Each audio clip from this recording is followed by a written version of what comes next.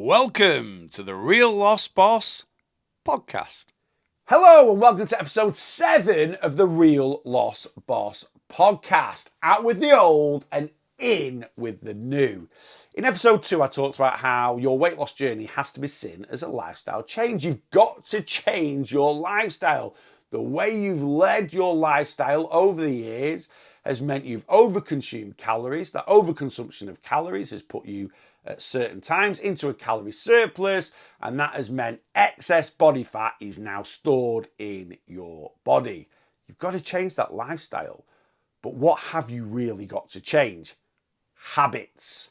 What is a habit? This is just my own personal point of view, but a habit is something that we've done consistently over time to the point now where it's just something we do subconsciously. It just happens. There's no effort needed. We don't really need to think about it. We just do it. Driving a car. I passed my driving test in 1997. Yeah, a long time ago. And when I first started driving a car, it was mind-blowing. You were like, what's going on here? Blind spots, mirror signal maneuver, shuffling the flipping wheel through your hands, changing gear. 27 years on, or 25 years on, however long it is, I just jump in a car now and drive it. I do think about it, obviously, but it's just subconscious. It's not, right, I need to mirror signal maneuver, I need to check. You just do it. Why? Because I've done it for so long. It is now a consistent habit in my lifestyle. Habits for me are pathways that we have in our brain. That's how I like to look at them. And if you consistently walk down the same path, you're going to erode the ground beneath you, and that is eventually going to mean you're in like a trench. So you're in this trench, you're surrounded by walls, you can look out and see the sky, but you're sort of trapped in this trench and you can only walk up and down it. That's a habit. Think of it like a river in the bottom of a valley. A river that's in the bottom of a valley will have started at the top of a valley.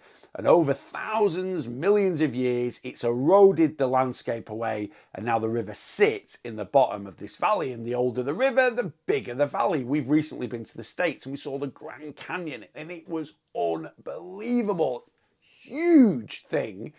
But literally, it is just, the Grand Canyon is just a very, very consistent habit of a river flowing across the landscape, creating this great big huge valley or trench or canyon as it is.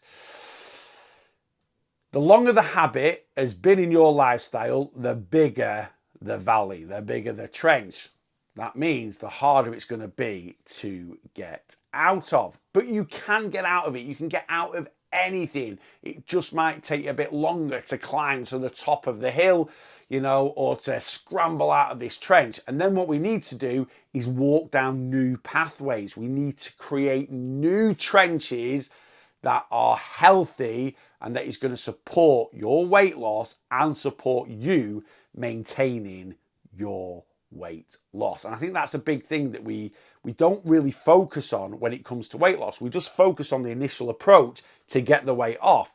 But if that initial approach does not sit in your lifestyle permanently and create new healthy habits, aka the fad diet, Slimming World, Cambridge, flipping keto, intermittent fasting, whichever ones you're jumping from, right? You're not going to have a successful weight loss journey. And a successful weight loss journey is not just weight loss, it is maintaining the losses that you are going to create.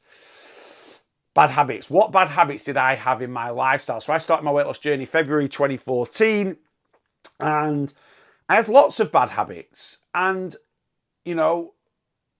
that's all I can talk about, if that makes sense. Your bad habits might be different to mine, though I think a lot of people that have weight issues, there's a lot of common things that we do. So my bad habits were, I was never conscientious about what I was eating. I just ate what I wanted. It wasn't a case of volume or consistently eating, but when I did it, I just ate what I wanted. I didn't think, I should get some fruit and veg. I need some vitamins. I need some minerals. I shouldn't really be eating that many calories. I just ate what I wanted. That was a bad habit. I never looked at portion size. Biggest bowl I could get for cereal. as much toast as I could fit in the toaster, 4 slices. Never ever looked at portion control. That's a bad habit. I was lazy, right? If I could take the car or walk, I'd always take the car. That's a bad habit. Now, these are physical bad habits, right? And again, I think they're very, very common. What we also need to understand is we have mental bad habits, right? Mental health bad habits. And a very common one that I've seen from a lot of my clients, and this is very true for me, is beating ourselves up all the time, being too hard on ourselves.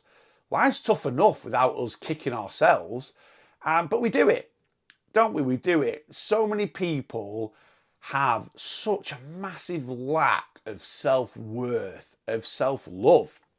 And I was exactly the same. I was always the poor me, why me, why am I the unlucky one? And you know what? It triggers overeating, it triggers emotional eating.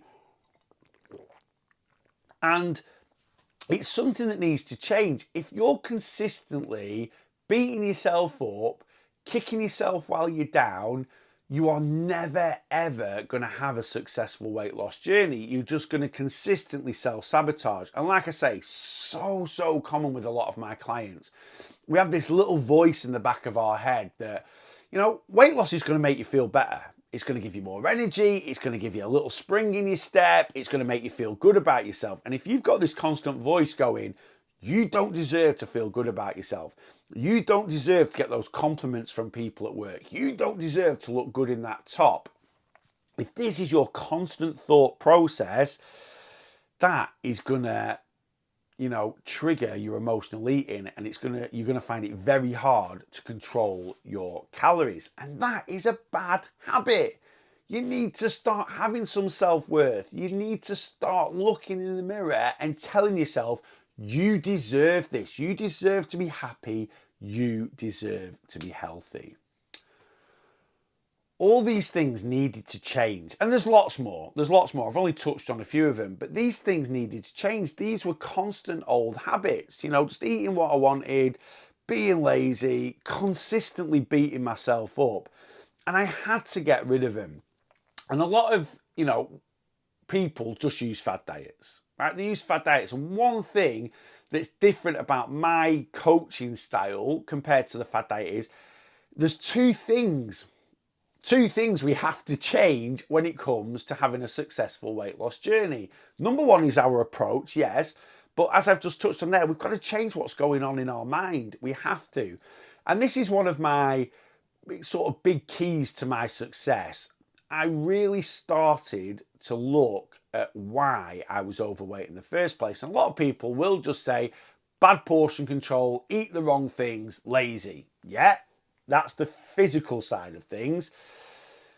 What a lot of people won't look at is why you end up using food as a coping mechanism in the first place, why you're using that to self-medicate yourself. I started using food as a kid because,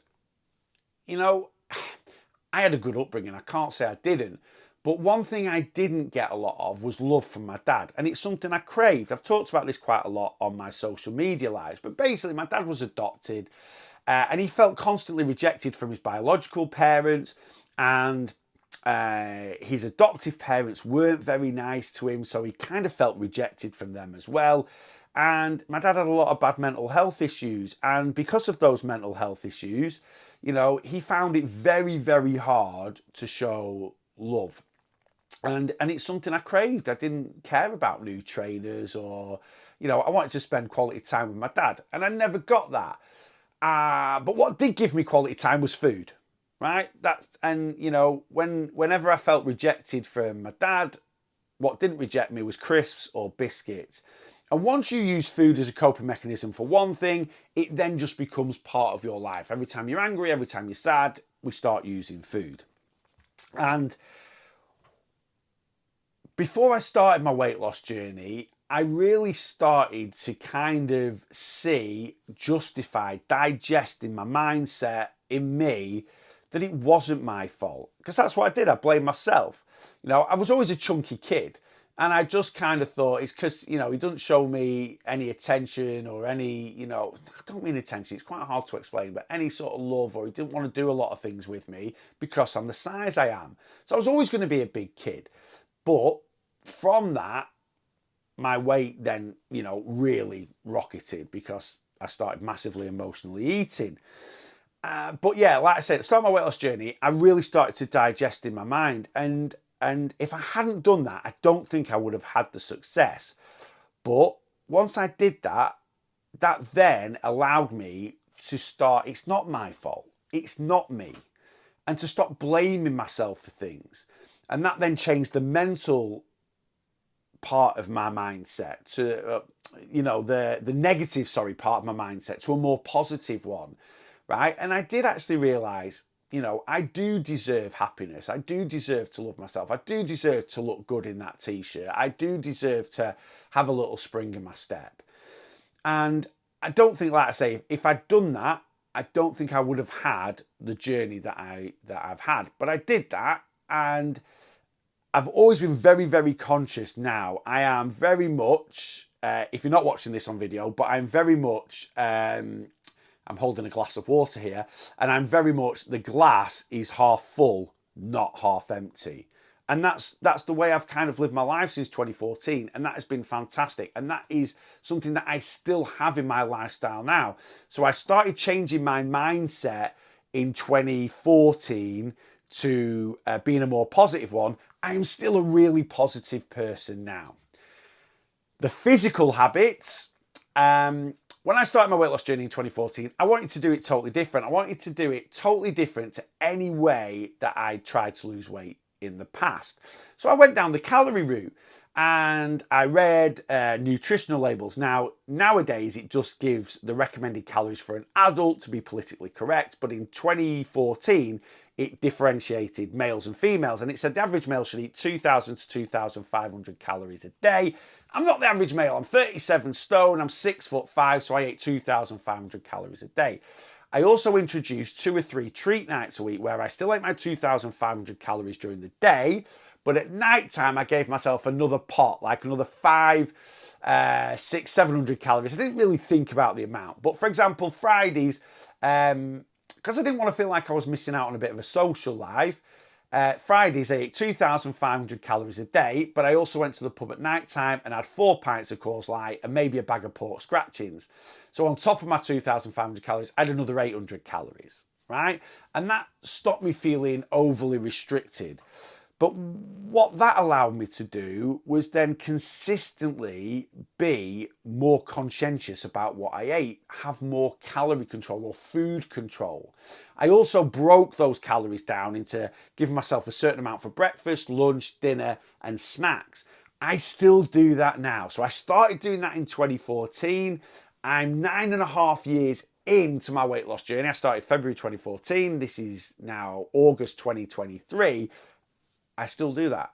I still, don't get me wrong, it's developed over the years because now I track calories and this, that, and the other, but I still work on calories, work on having a couple, 2-3 days a week where I consume more calories than I would do normally.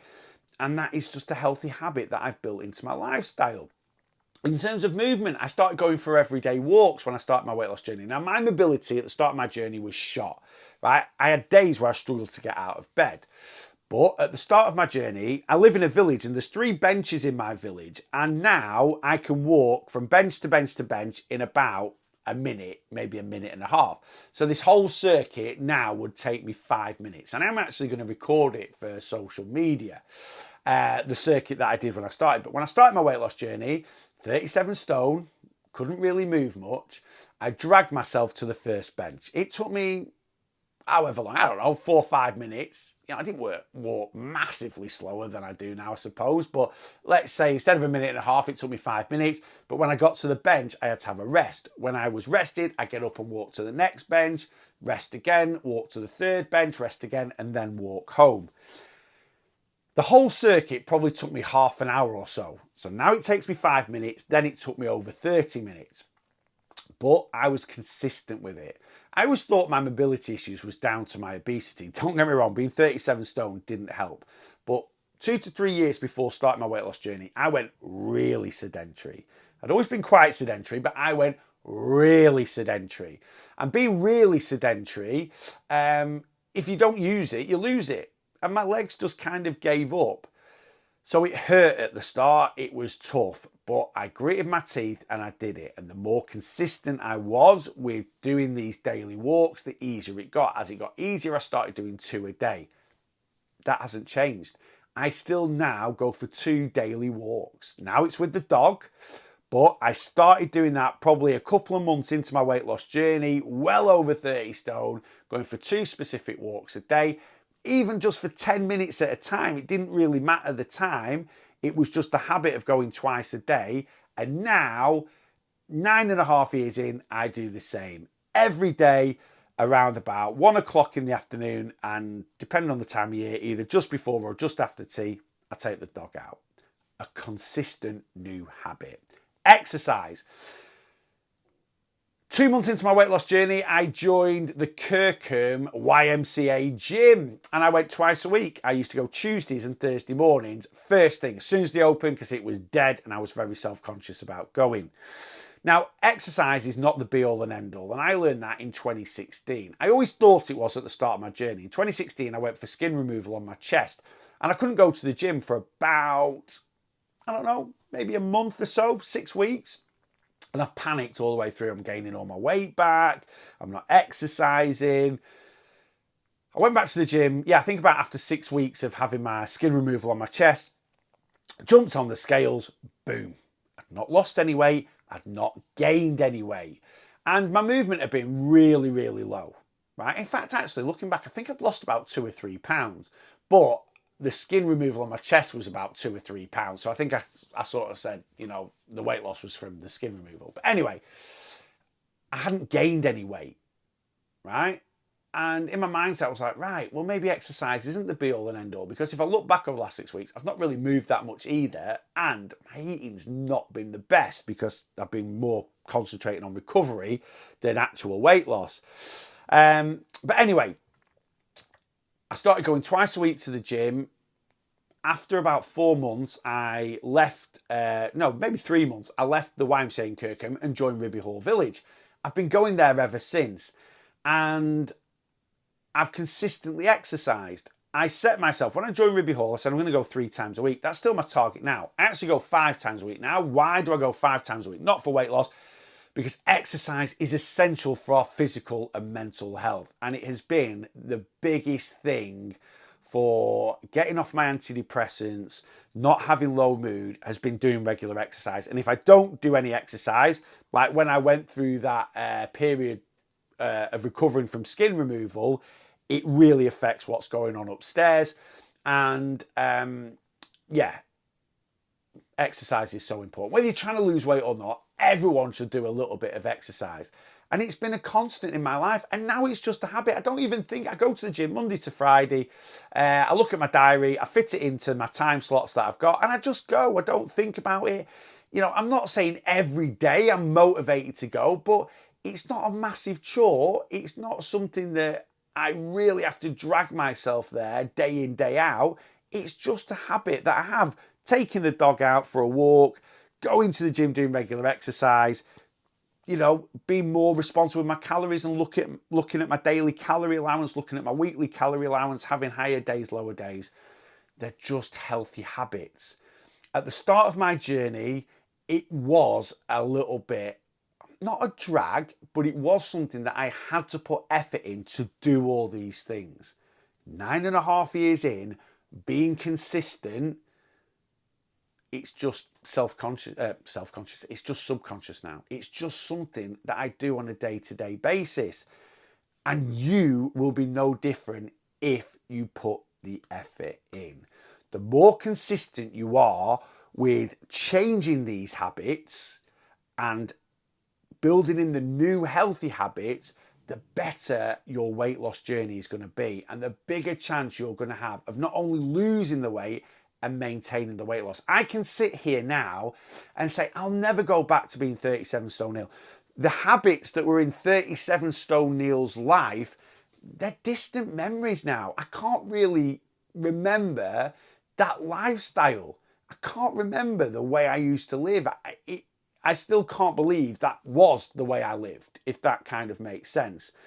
And is it easier now, 9.5 years in, than it was a year in? Of course it is. Will it be easier in 10 years' time than it is now? Yeah, I think so. Because like I say, the more consistent you are with doing something, the more of a subconscious habit it just becomes.